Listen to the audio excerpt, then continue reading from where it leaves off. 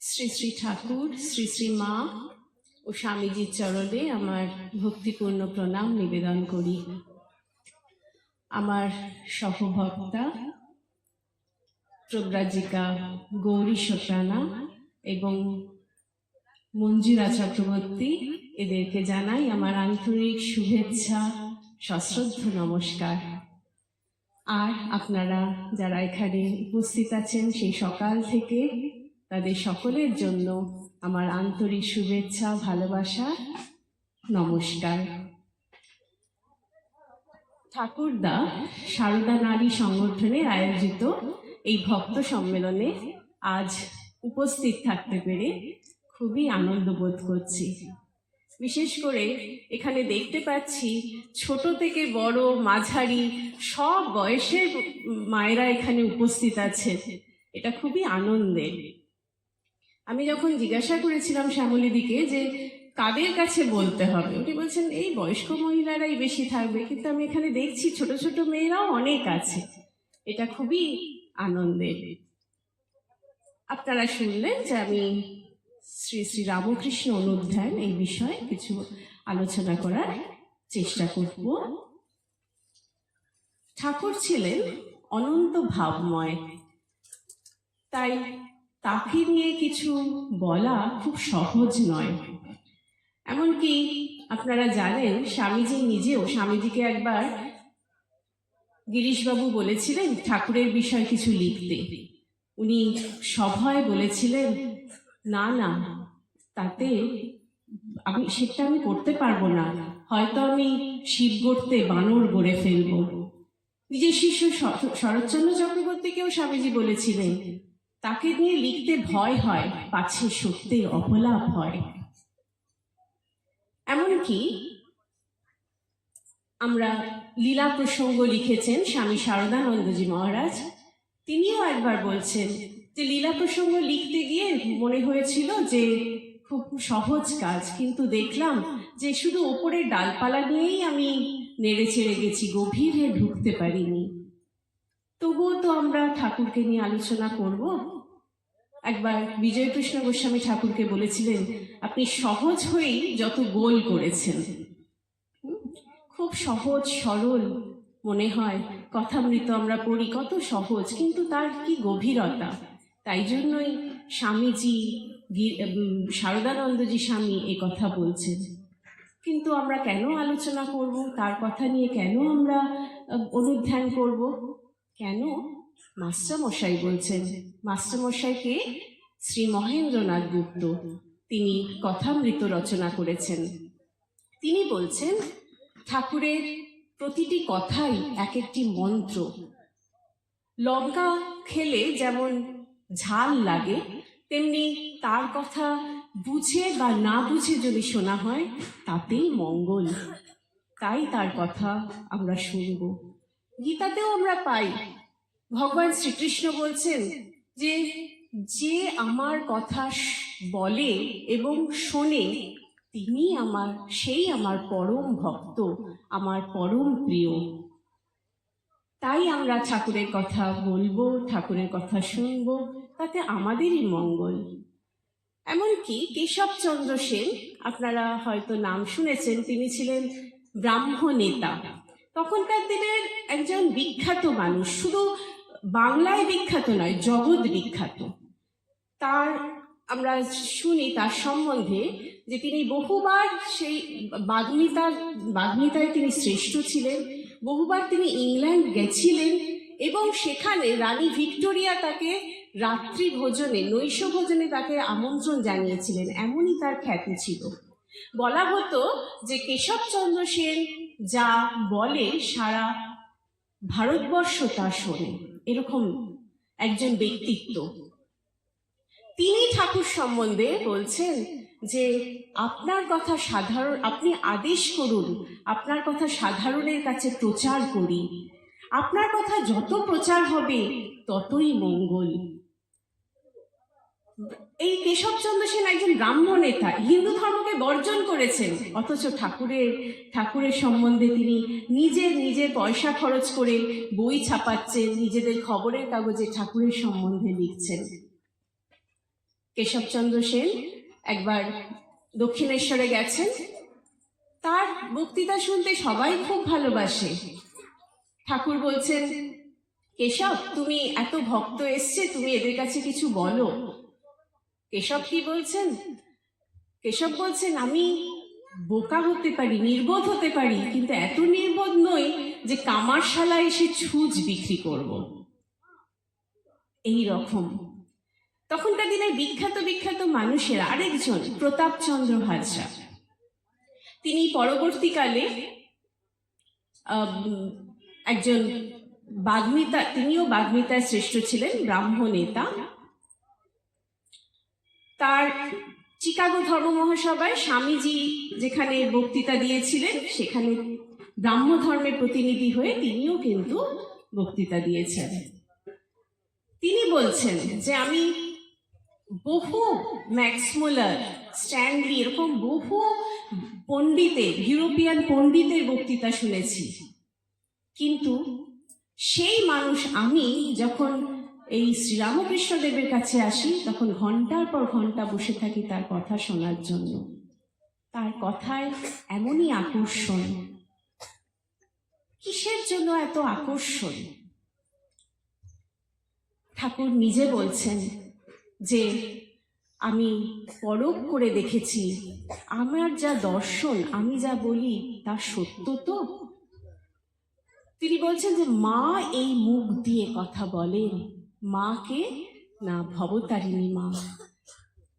আমার দর্শনাদি যে সত্য সেটা আমি পরখ করে দেখেছি। কিরকম পরখ করে দেখেছেন? বলছেন, এটা বিজ্ঞানানন্দজি মহারাজের কাছে ঠাকুর বলেছিলেন যে দেখছি যে আমি ভাবলাম যে নহবতের সামনে যে পাথরটা আছে সেটা যদি 3 বার নড়ে ওঠে তাহলে আমি বুঝবো যে আমার দর্শনাদি সত্য, কথা সত্য। আর যেই এরকম মনে করা, দেখা গেল 3 বার পাথরটা নড়ে উঠল। ঠাকুর বুঝলেন তার কথা সত্য। এই প্রমাণও আমরা পরে পরে পাচ্ছি। এটা খুব মজার ঘটনা। যেমন নরেন্দ্রনাথ তখন তার কাছে আসা যাওয়া করেন। একবার ঠাকুর বলেছেন যে চাতক পাখি আকাশের জল ছাড়া কিছু খায় না। হ্যাঁ, নরেন্দ্রনাথ তর্ক করছেন যে আমি দেখেছি চাতক পাখিকে অন্য জল খেতে।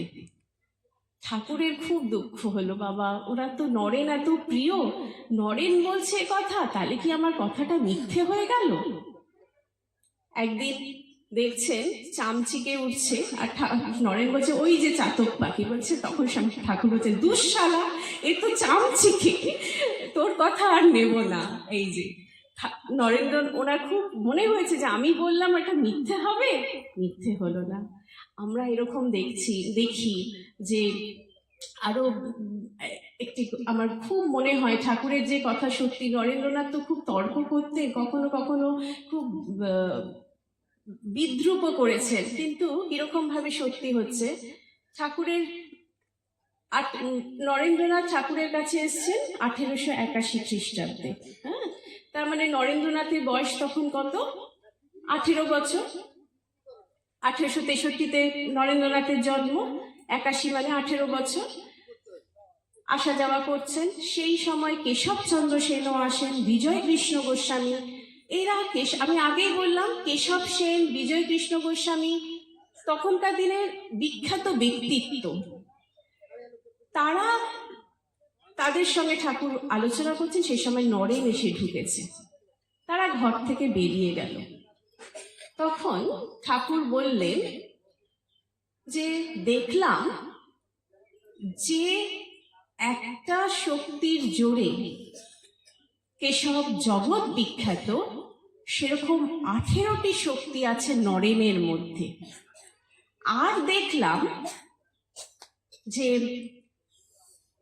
কেশব আর বিজয়ের মধ্যে জ্ঞান প্রদীপ জ্বলছে, আর নরেনের মধ্যে রয়েছে জ্ঞান সূর্য, সূর্যের সঙ্গে তুলনা করলেন। আর নরেন্দ্রনাথ তো তখন সবে স্কুল পাশ করেছে, একজন ছাত্র মানে পড়ুয়া ছেলে, তিনি তো ভীষণ বিরক্ত হয়েছেন ঠাকুরের ওপর। কি না নরেন মানে কেশব কোথায়, কেশবচন্দ্র সেন কোথায়, বিজয় কৃষ্ণ গোস্বামী, তার সঙ্গে আমাকে তুলনা করছেন। খুব করে বলছেন, কি বলেন, আপনার এসব মাথার খেয়াল। তখন ঠাকুর বলছেন, কি করবি বল, মা তো আমাকে তাই দেখালেন, মা দেখালেন না আপনার মাথার খেয়াল, বলে ঠাকুরকে একটু বকাবকি করছেন। এই ঘটনা আমরা 1883-তে কেশবচন্দ্র সেনের শরীর যায়, তাহলে এই এক বছরের মধ্যেই ঘটনাটা ঘটেছে। 1883 ধরে নিলাম, তার 10 বছর পর 1893 সাল চিকাগো ধর্ম মহাসভা হবে। স্বামীজিকে মাদ্রাজের কিছু ভক্ত স্বামীজির পাণ্ডিত্যে ব্যক্তিত্বে মুগ্ধ হয়ে তারা ঠিক করলেন যে হিন্দু ধর্মের প্রতিনিধি হিসেবে সেই ধর্ম মহাসভায় একমাত্র স্বামীজি একমাত্র উপযুক্ত ব্যক্তি। কিন্তু তা নিয়েও অনেক কথা, কেননা সেই সময় সাগর পার হলে জাত যাবে, কালাপানি পার হওয়া একটা শাস্তিযোগ্য অপরাধ, এইসব নানা রকম। স্বামীজি এসব কুসংস্কারের মধ্যে যাননি, তিনি ঠাকুরের কাছে ইঙ্গিত পেয়েছেন যে ঠাকুর দেখাচ্ছেন যে হাতছানি দিয়ে ডাকছেন সাগর ওই পারে যাবার, কিন্তু তাতেও স্বামীজি সন্তুষ্ট হন। উনি শ্রী শ্রী মায়ের কাছে তিনি অনুমতি পত্র চেয়ে চিঠি লিখলেন, অনুমতি চেয়ে। আমাদের মা সত্যি কিরকম, তখনকার যুগে একজন গ্রাম্য মহিলা, বিধবা, তিনি কিন্তু আমেরিকা কোথায় তার পৃথিবীর মানচিত্রে কিছুই জানেন না, তিনি কিন্তু এক বাক্যে কি করলেন, সম্মতি দিলেন। স্বামীজি সেই সম্মতি পেয়ে গেলেন, কিন্তু গিয়ে কি দেখছেন, যখন চিকাগো তিনি উপস্থিত হয়েছেন তখনও 1.5 মাস বাকি ধর্ম মহাসভা শুরু হতে। তার কাছে তেমন ওখানকার শীতের মতো পর্যাপ্ত জামা কাপড় নেই, টাকা পয়সা নেই। সবচেয়ে বড় কথা, তিনি যখন ধর্ম মহাসভার অফিসে গেলেন তখন তারা বললেন যে নাম নথিভুক্তিকরণের সময়সীমা পেরিয়ে গেছে, আর পরিচয়পত্র ছাড়া নাম রেজিস্টার করা যায় না। আপনারা বুঝবেন পরিচয়পত্র কিসের, না হয় যেমন আমরা আপনাদের কাছে এখানে এসছি, সেটা কি আপনারা আমাদের আহ্বান করেছেন, আমাদের একটা পরিচয় আমরা দিয়েছি, তাই তো আমরা আসতে পেরেছি। স্বামীজির কাছে না ছিল কোনো আমন্ত্রণ পত্র, না পরিচয়পত্র। মাদ্রাজি ভক্তরাও ছিল সেরকমই, এত বোঝেননি, ভাবছেন স্বামীজি দাঁড়াবেন আর সবার মন জয় করবেন, কিন্তু তা তো হয় না, কিছু অফিসিয়াল কিছু কাজকর্ম থাকে। তখন উনি বুঝলেন যে ধর্ম মহাসভায় তার পক্ষে যোগদান করা সম্ভব নয়, কারণ এখনকার মতো যুগ নয় যে ইমেলে এক নিমেষের মধ্যে সবকিছু পাঠিয়ে দেওয়া যাবে। তখন এই নাম নথিভুক্তিকরণের সময়সীমা পেরিয়ে গেছে, পরিচয়পত্র আসতে অনেক দেরি হবে, ততদিনে ধর্ম মহাসভা শেষ হয়ে যাবে। কি করবেন, উনি ভাবলেন যে যা হোক, আমি তো আমার ইচ্ছে আসিনি, ঈশ্বর দেখবেন। তিনি আশা ছাড়লেন না। তিনি কিন্তু তার কাছে বেশি টাকা পয়সা নেই, অপেক্ষাকৃত কম খরচে থাকবার জন্য তিনি বস্টনে চলে গেছেন। আর সেইখানে ঘটনাক্রমে তার সঙ্গে পরিচয় হয় হার্ভার্ড বিশ্ববিদ্যালয়ের প্রফেসর ডক্টর রাইটের সাথে।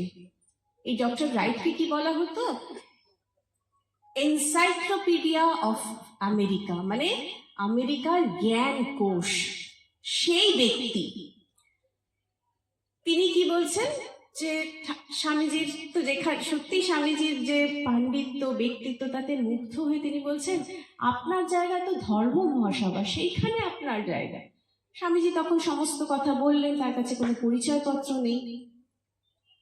তখন উনি বলছেন, প্রফেসর রাইট, ডক্টর রাইট, যে আপনার কাছে পরিচয়পত্র চাওয়ার অর্থ সূর্যকে প্রশ্ন করা তার আলো দেওয়ার অধিকার আছে কিনা। আপনারা ভেবে দেখুন, এই প্রফেসর ঠিক 10 বছরের পর আমেরিকার সবচেয়ে যিনি স্বনামধন্য সর্বশ্রেষ্ঠ জ্ঞানের দিক থেকে অধ্যাপক রাইট এ কথা বলছেন। 10 বছর আগে ঠাকুরকে বলেছিলেন, স্বামীজি তখন উড়িয়ে দিয়েছিলেন ঠাকুরকে। 10 বছরের মধ্যে ঠিক 10 বছর পর সূর্যের সঙ্গে তুলনা করছেন প্রফেসর রাইট স্বামীজিকে। কেননা সূর্য যদি আলো না দেয় তাহলে কারা ক্ষতিগ্রস্ত হব? আমরা সাধারণ মানুষই ক্ষতিগ্রস্ত হব। শুধু তাই নয়, ঠাকুর তার লীলা সংবরণের আগে তার সমস্ত ভার দিয়ে গেছিলেন স্বামীজিকে। আর কি একটা ছোট কাগজে লিখে দিয়েছিলেন, নরেন শিক্ষে দেবে, ঘরে বাইরে হাঁক দেবে। নরেন শিক্ষে দেবে মানে নরেন কি ভূমিকা নেবে? আচার্যের ভূমিকা নেবে।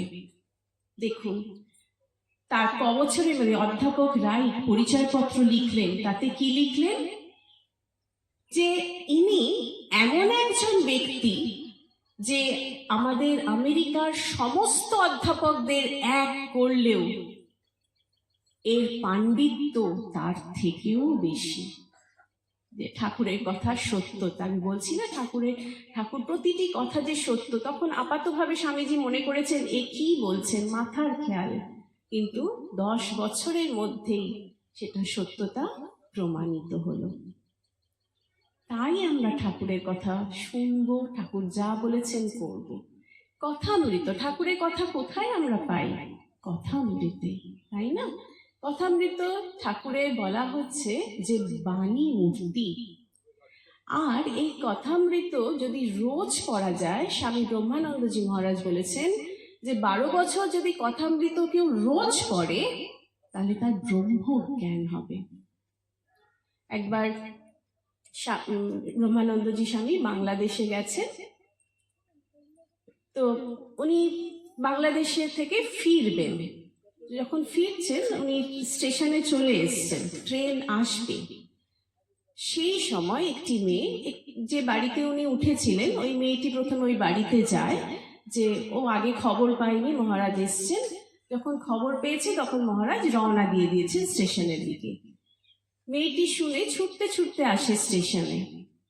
তখন ট্রেন আসছে, মহারাজ দাঁড়িয়ে আছেন, আর মেয়েটি ছুটতে ছুটতে গিয়ে তাকে প্রণাম করে বলছে, মহারাজ আমাকে কিছু উপদেশ দিন। মহারাজ কি বললেন? কথামৃত পড়ো। এই কথামৃতে আমরা যেটা সার কথা মাস্টারমশাইকে বলেছেন, প্রথম 3-4টে দর্শনের মধ্যেই পাই। আপনারা কথামৃত পড়েছেন নিশ্চয়ই। প্রথম দর্শন, হ্যাঁ, প্রথম দর্শনে আমরা দেখি যে মাস্টারমশাই দক্ষিণেশ্বরে এসছেন। প্রথম তিনি আসছেন, এক ঘর লোক নিস্তব্ধ হয়ে ঠাকুরের কথা শুনছেন। দেখুন, নিস্তব্ধ হয়ে শুনছেন। তার বোধ হলো যেন সুখদেব বা এই আলোচনা, ভগবত কথা আলোচনা করছেন, কিংবা রামানন্দ বৈষ্ণবদের ভগবানের কথা আলোচনা করছেন, এইরকম বোধ হচ্ছে। বলছেন তার মনে হচ্ছে কি সুন্দর স্থান, কি সুন্দর কথা, কি সুন্দর মানুষ। বলছে দেখে আসি একবার দক্ষিণেশ্বরে একটু ঘুরে টুরে আবার ঠাকুরের ঘরে এসছেন। তখন সন্ধে হয়ে গেছে, ধুনো জ্বলছে।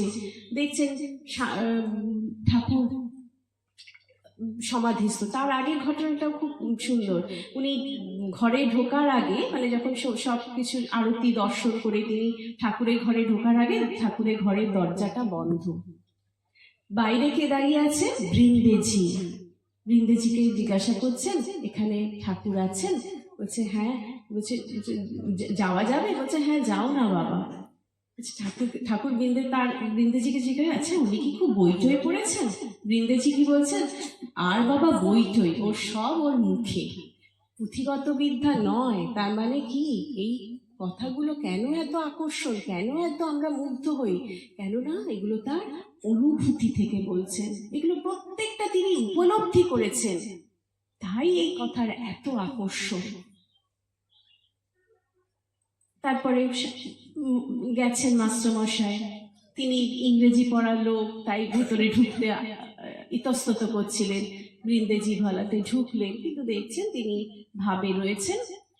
একটু 2-1টা কথা বলার পর যখন মাস্টারমশাই চলে আসবেন, মাস্টারমশাই ঠাকুর কি বলছেন? আবার এসো।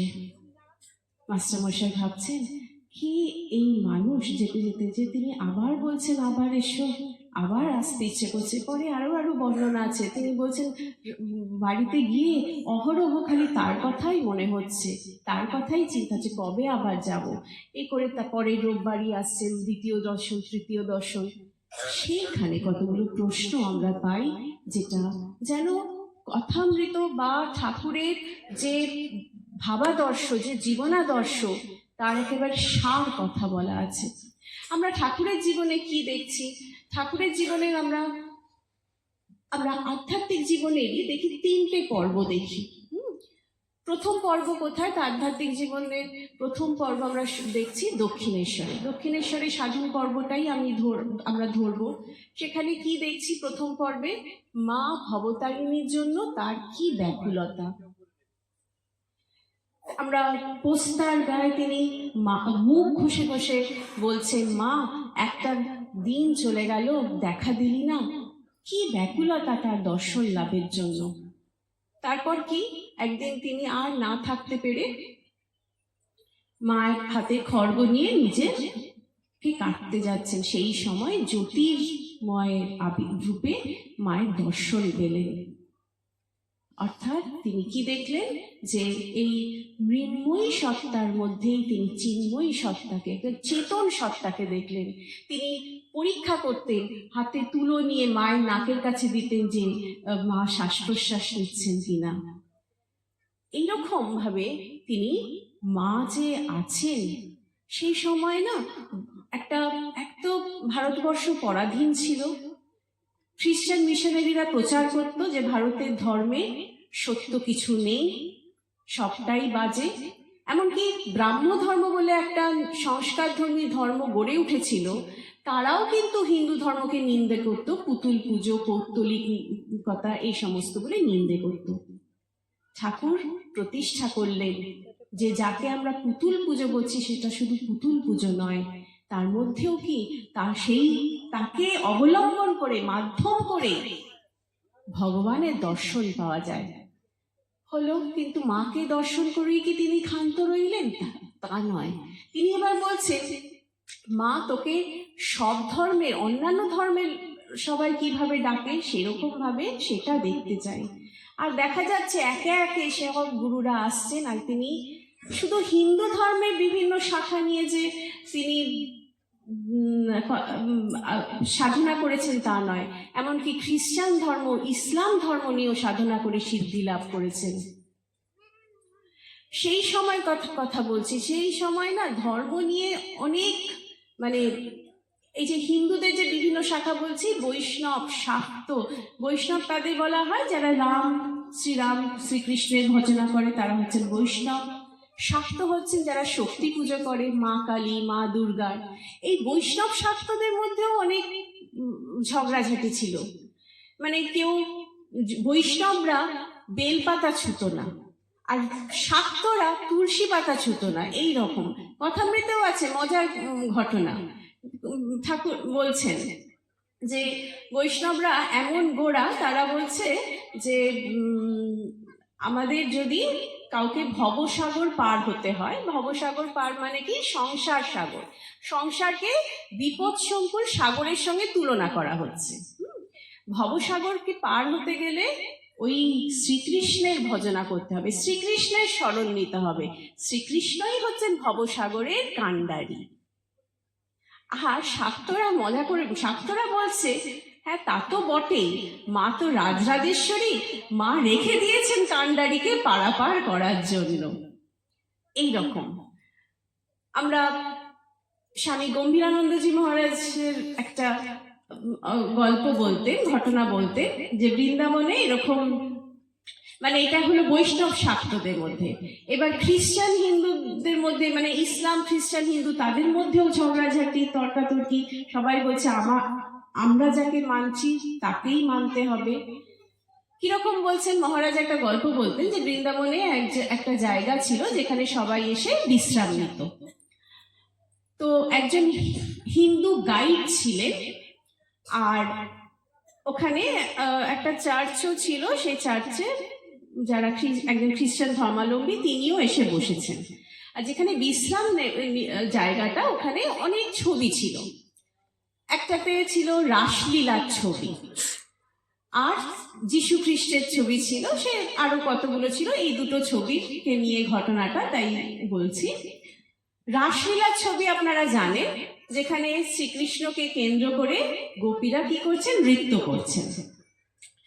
আর যীশু খ্রিস্টের ছবি কিরকম, আমরা একটা ছবি জানি, ক্রুশবিদ্ধ যীশু খ্রিস্ট। তো যিনি খ্রিস্টান, তিনি এই হিন্দু যে গাইড, তাকে দেখিয়ে বলছেন, দেখুন আপনাদের ভগবানকে দেখুন কেমন নাচানাচি করছে, আর আমাদের ভগবানকে দেখুন কেমন মানুষের দুঃখে ক্রুশবিদ্ধ হয়ে রয়েছে। তখন এই ভক্ত তিনি বলছেন কি করবেন বলুন, যার যেমন কপাল, এই বলে থামাচ্ছে, মানে এইরকম একটা ঝগড়া। তো সেই সময় ঠাকুর সমস্ত ধর্মে, হিন্দুদের বিভিন্ন শাখায়, খ্রিস্টান, ইসলাম প্রভৃতি প্রত্যেকটা ধর্মে সাধনা করেছেন, করে সিদ্ধি লাভ করেছেন, করে তিনি বলছেন, কি বললেন, তার বিখ্যাত উক্তি, যত মত তত পথ। আমি বলছিলাম দুটো সাধনার আমরা তিনটে পর্ব দেখি। প্রথমে তিনি ঈশ্বর লাভের জন্য মা ভবতারিণী সাধনা করলেন, তারপরে তিনি বিভিন্ন ধর্মে সাধনা করে সিদ্ধি লাভ করে বললেন যত মত তত পথ। আরেকটা কথা এখানে বলার, এখানে ঠাকুর, মা, স্বামীজি যে নতুন কিছু বলেছেন তা নয়, আমাদের ভারতবর্ষে, আমাদের সনাতন ধর্মে যে সত্য ছিল সেটাকেই তারা নতুন ভাবে প্রকাশ করলেন। আমাদের শাস্ত্রে, উপনিষদে, বেদে আমাদের ছিল একম সৎ বিপ্রা বহুধা বদন্তি। একম সৎ বিপ্রা বহুধা মানে ঈশ্বর এক, পণ্ডিতেরা তাকে নানা বলে। ঠাকুর সেটাকেই কি সহজ করে বললেন, যত মত তত পথ। কত সুন্দর সুন্দর উপমা দিয়েছেন, আপনারা সবাই জানেন সেই উপমা। যদি দক্ষিণেশ্বর হচ্ছে গন্তব্য স্থল, সেখানে কি দিয়ে যাওয়া যায়, নৌকো করেও আসা যায়, ঘোড়ার গাড়িতে আসা যায়, পায়ে হেঁটেও আসা যায়। সেরকম এই বিভিন্ন ধর্ম, বিভিন্ন পথে আমরা যে পথেই যাই, আমাদের গন্তব্য সেই একই ঈশ্বর, যাকে বিভিন্ন নামে সবাই ডাকছে। সে উপমা জানেন, একটা পুকুরের 4টে ঘাট, ইংরেজরা বলছে ওয়াটার, বাঙালিরা বলছে জল, যারা হিন্দুস্তানি তারা বলছে পানি। একই বস্তু বিভিন্ন নামে কি হচ্ছে, অভিহিত হচ্ছে। এই তিনি প্রচার করলেন যে সব ধর্মই সত্য। এরপরে আমরা কি দেখছি, তিনি 12 বছর সাধনা করেছিলেন, এটা তিনি বললেন। 12 বছর সাধনা করার পর কি তিনি সমাধিতে ডুবে থাকলেন, তা নয়। এবার আমরা কি দেখছি, প্রথমে আমরা দেখেছিলাম ঈশ্বরের জন্য পাগল, ঈশ্বরকে লাভ করার জন্য পাগল। এবার দেখছি তার ঈশ্বর প্রেম মানব প্রেমে রূপান্তরিত হয়েছে। তিনি কুঠিবাড়ির ছাদ থেকে ডাকছেন, ওরে কে কোথায় আছিস আয়। অর্থাৎ তিনি যে সত্যতা লাভ করেছেন, উপলব্ধি করেছেন, সেটা তিনি সবার মধ্যে বিতরণ করতে চাইছেন। বিভিন্ন সম্প্রদায়, বিভিন্ন জাতি মানুষ এসেছে তার কাছে। আর আমরা প্রথম বক্তৃতাতেই আমরা শুনলাম যে ওই বৈষ্ণব ধর্মের আলোচনা প্রসঙ্গে তিনি কি বলেছিলেন, শিব জ্ঞানে জীব সেবা। অর্থাৎ কিনা তার সাধনার প্রথম পর্বে তিনি যে মাটির প্রতিমায়, পাষাণ প্রতিমায় তিনি চেতন সত্তার দর্শন লাভ করেছিলেন, এবার তিনি দেখছেন সেই চেতন সত্তা, সেই চিন্ময় সত্তা জীবে জীবে অধিষ্ঠিত, সর্বভূতের বিরাজমান। তিনি বলছেন মাটির প্রতিমায় তার পুজো হয়, মানুষে হয় না, মানুষ কি কম গা। এইটা তিনি আমাদের কাছে একটা বড় জিনিস দিয়ে গেলেন। যেখানে এত ভেদ ছিল, জীব আর শিবের, সাধারণ মানুষের আর যে ভগবানের ভেদ, সেই ভেদটা একেবারে লুপ্ত হয়ে গেল। বলেন মানুষের মধ্যেই আছেন দেব ভগবান, সেই মানুষের পুজো করলেই কার পুজো হবে? ভগবানের পুজো হবে। আর স্বামীজি সারা বিশ্বে এই সত্যই প্রচার করলেন, আর মা তার নিজের জীবনে এই সত্য দেখিয়ে দিয়ে গেলেন। ঠাকুরের কথামৃতে যে আমি বলছিলাম সার কথা, তাহলে আমাদের কি করতে হবে? মাস্টারমশাই প্রশ্ন করছেন, মাস্টারমশাই যেন আমাদেরই সাধারণ মানুষেরই প্রতিনিধি হয়ে ঠাকুরকে প্রশ্ন করছেন, ঈশ্বরে কি করে মন হয়? ঠাকুর কি বলছেন? সর্বদা তার নাম গুণগান এবং সৎসঙ্গ। প্রথম কি বলেন? নাম গুণগান, তার নাম করতে হবে। নাম গুণগান কথাটাকে আমি যদি এটা একটা শব্দবন্ধ, তো তাকে দুটো ভাগে ভাগ করে আমি বলতে পারি। তার নাম করতে হবে এবং গুণগান। নাম করা মানে সর্বদা তার নাম স্মরণ মরণ করা, তাকে জপ করা। আর গুণগান করা মানে তার যে মহিমা, সে বিষয় আলোচনা করা। এই যে আমরা আজকে তাকে নিয়ে আলোচনা করছি, এটা তার গুণগান করা হচ্ছে। তাহলে সর্বদা তার নাম এবং গুণগান করতে হবে, ঈশ্বরে তবেই মন হবে। আমরা নাম কি সবসময় কি আমাদের সকাল বিকেল আসন নিয়ে নাম করতে পারি? আমরা পারি না। কিন্তু কি করতে হবে? আমাদের যখন যে কাজ করছি, আমরা বাসে যাচ্ছি, ট্রেনে যাচ্ছি, কিছু রান্না করছি, কিছু করছি, করতে করতে তার নাম জপ করা। এটা করতে প্রথম হয়তো সচেতনভাবে করতে হবে, কিন্তু পরে দেখা যাবে যে আপনি কাজ করছেন আর নাম আপনার থেকে জপ হতে থাকছে। এই অভ্যাসটা করতে হবে। আমরা একটা গানে পাই না, কাম করতে রহো নাম জপতে রহো।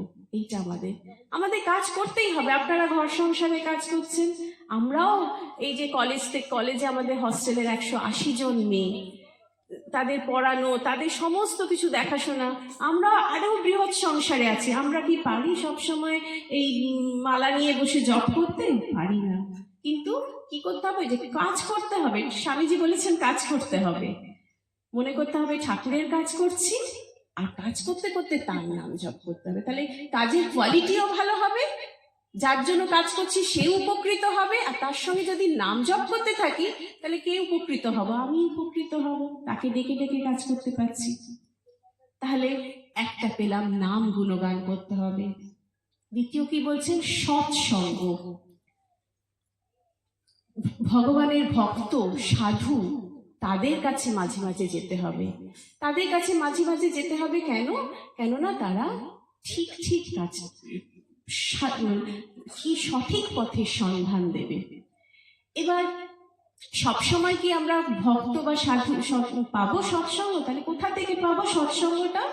ভালো বই পড়বো, ঠাকুর মা স্বামীজির জীবনী, কি কথামৃত, রোজ একটু করে কথামৃত পড়বো। আমরা আগেই বললাম কথামৃত পড়ার কি লাভ। রোজ কথামৃত পড়বো, কিংবা ঠাকুরের জীবনী, মায়ের জীবনী রোজ একটু একটু করে পড়বো, তবেই সৎসঙ্গ হবে। তারপরেই বলছে সর্বদা সংসার ও বিষয় কাজের মধ্যে থাকলে মন ঈশ্বরে যায় না। কি বলছেন? সংসার আর যদি বিষয় কাজের মধ্যে যদি মন সর্বদা থাকে, তাহলে মন ঈশ্বরে যাবে না। তাই মাঝে মাঝে নির্জনে গিয়ে ঈশ্বর চিন্তা করতে হবে। দেখুন, সংসার মানে কি? সংসার মানে যা সর্বদা সরে যাচ্ছে। আজ আপনার কাউকে ভালো লাগছে, কেউ আপনাকে ভালোবাসছে, দুদিন পর দেখছে হয়তো সে আপনাকে ভালোবাসছে না, অথবা যাকে আপনি বিশ্বাস করতেন দেখা যাচ্ছে যে সে আর তাকে বিশ্বাস করা যায় না, বা সে আপনাকে বিশ্বাস করছে না। এইরকম হতেই থাকে সব কিছু। সংসার মানেই যা হচ্ছে সরে যায়, পরিবর্তিত হয়ে যায়। তাই সংসার আর বিষয় কাজ মানে কি? বিষয় কাজ মানে আমরা আমাদের যে পাঁচটা ইন্দ্রিয় সব সময় এই যে চক্ষু, কর্ণ, নাসিকা, জিহ্বা, ত্বক, এই ইন্দ্রিয় দিয়ে আমরা বিষয় গ্রহণ করছি, এটাকে বিষয় কাজ বলছে। সেগুলোতেই আমরা কি আছি? লিপ্ত আছি। সেইগুলোর মধ্যে যদি আমরা সব সময় থাকি তাহলে কিন্তু ঈশ্বরে মন যাবে না। তাই বলছে ঠাকুর যে মাঝে মাঝে নির্জনে গিয়ে তার চিন্তা করতে হবে। বলছেন ধ্যান করবে মনে কোণে বনে। আমরা হয়তো ঘরের কোন বন পাবো না, কোন পাওয়াও এখনকার দিনে সহজ নয়, ছোট ছোট সব বাড়ি। তাহলে কোথায় আমাকে ধ্যান করতে হবে? মনে মনে তার ধ্যান করতে হবে। তারপরেই বলছেন আর সদসৎ বিচার, বিচার করতে হবে যে কোনটা সৎ কোনটা অসৎ। বলছেন ঈশ্বরই বস্তু আর সব অবস্তু, এইটা সর্বদা বিচার করতে হবে যে ঈশ্বরই একমাত্র সৎ, আর কিছু কিন্তু সৎ নয়, তাই তাকেই ধরতে হবে। তারপরেই মাস্টারমশাইয়ের প্রশ্ন, সংসারে কি করে থাকতে হয়? তিনি তো আমাদেরই প্রতিনিধি, তো তাই বলছেন সংসারে কি করে থাকতে হয়। বলছেন সব কাজ করবে কিন্তু মন ঈশ্বরেতে রাখবে। বলছেন স্ত্রী, পুত্র, মা, বাপ সবার সেবা করবে যেন তারা কত আপনার লোক, কিন্তু জানবে এরা তোমার কেউ নয়। বলে একটা কি সুন্দর উপমা দিচ্ছেন যে বড় লোকের দাসী নিজের গ্রাম ছেড়ে বড় কোনো জমিদার বাড়িতে কাজ করছে, যেন তাদের জমিদারের ছেলে মেয়েকেই কত আদর করে আমার রাম আমার হরি বলে তাদের সেবা করছে, কিন্তু মনে জানে যে এরা আমার কেউ নয়, আমার আসল জায়গা আমার সেই গ্রাম পড়ে আছে। আমাদেরও সেরকম সবার জন্য করব, কারোর জন্য কর্তব্যে আমরা, মাও বলেছেন না, যার প্রতি যা কর্তব্য করে যাও কিন্তু ভালোবাসবে একমাত্র ভগবানকে। ঠাকুরও বলছেন যে খুঁটি ধরে যদি ঘোরো তাহলে পড়বে না। হ্যাঁ, তার মানে খুঁটিটা কে? ঈশ্বর হচ্ছেন খুঁটি। সংসারে তো আমাদের কত ঘুরপাক খেতে হয়, সেই ঘুরপাকে আমরা একেবারে অবিচল থাকতে পারবো যদি ভগবানকে ধরে আমরা ঘুরি। ঠাকুরের আমরা যেখানে মূল উপদেশ কি, তিনি দেখুন কেউ কোনোদিন মনুষ্য জীবনের কি লক্ষ্য এটা কেউ নির্দিষ্ট করে বলেনি, কত বড় বড় কথা বলেছে। ঠাকুর একমাত্র বলছেন ঈশ্বর লাভই মনুষ্য জীবনের উদ্দেশ্য। তাহলে ঈশ্বর, আর সেই ঈশ্বরকে আমি ভগবানকে পুজো করছি যেমন তেমন করছি, কিন্তু সেই ঈশ্বর ঠাকুর বলে গেছেন মানুষের মধ্যেই আছে। তাহলে মানুষকে যদি আমরা ভালোবাসতে পারি তাহলেই হবে ভগবানকে ভালোবাসা। কি সুন্দর একেবারে টাই আপ করে দিলেন। কোনো আমি সংসার করছি বলে ভগবানকে ডাকতে পারবো না, ভগবানকে ডাকছি বলে সংসার করব না, তা কিন্তু নয়। সব করো ঈশ্বর বুদ্ধিতে করো। এত সহজ করে দিয়েছেন ধর্মকে, ধর্ম জীবন যাপনকে, যে এত সহজ করে আর কেউ বলেনি। আমাদের খালি তাকে নিয়ে আমরা যদি তার কথা শুনে চলি তবেই আমরা জীবনে আনন্দ পাব। আর এই আনন্দ লাভই তো আমাদের একমাত্র উদ্দেশ্য, তাই না? একটা কথা বলেই শেষ করব। একবার কথামৃতেই আছে, ঠাকুরের ভাগ্নে হৃদয়, তিনি তো ঠাকুরের খুব সেবা করেছিলেন, কিন্তু কোনো একটা ঘটনার জন্য তার একটা কিছু তিনি অন্যায় কাজ করেছিলেন, যার জন্য দক্ষিণেশ্বর কর্তৃপক্ষ তাকে বহিষ্কার করে দিয়েছিলেন দক্ষিণেশ্বর থেকে। তাই পরবর্তীকালে ঠাকুর একাই ছিলেন, হৃদয় কিন্তু ছিলেন না। কিন্তু হৃদয় তার সঙ্গে দেখা করতে এসছেন, তিনি ফটকের ভেতর ঢুকতে পারবেন না। ঠাকুর তাকে দক্ষিণেশ্বরের ফটকের কাছে এসে, মানে বাইরে এসে তার সঙ্গে দেখা করছেন। হৃদয় চোখে জল ভর্তি, আর তাকে সাষ্টাঙ্গ প্রণাম করে খুব কাঁদছেন। এই ঘটনাটা আমার খুব মনে হয় যে আমাদের মানে আমাদের জন্যই যেন এই ঘটনাটা চিত্রিত হয়েছে। হৃদয়কে বলছেন, ঠাকুর কিসের তোর এত দুঃখ? হৃদয় বলছেন, আমি যে তুমি ছাড়া হয়েছি তাই দুঃখ। অর্থাৎ ভগবানকে ছাড়া যত আমরা থাকলেই দুঃখ। আমি দুঃখ পাচ্ছি, আমি যখন কষ্টে আছি, তার মানেই আমি ভগবানকে ধরে নিই। যখনই মনে হবে কষ্টে আছি, তখনই না, আমাকে ভগবানকে ধরতে হবে। ভগবানকে ধরে যদি চলি, কোনো কষ্ট থাকবে না। যে কষ্টগুলো আসবে, যাবে, চলে যাবে, কিন্তু আমি নিজে ফিল করব না।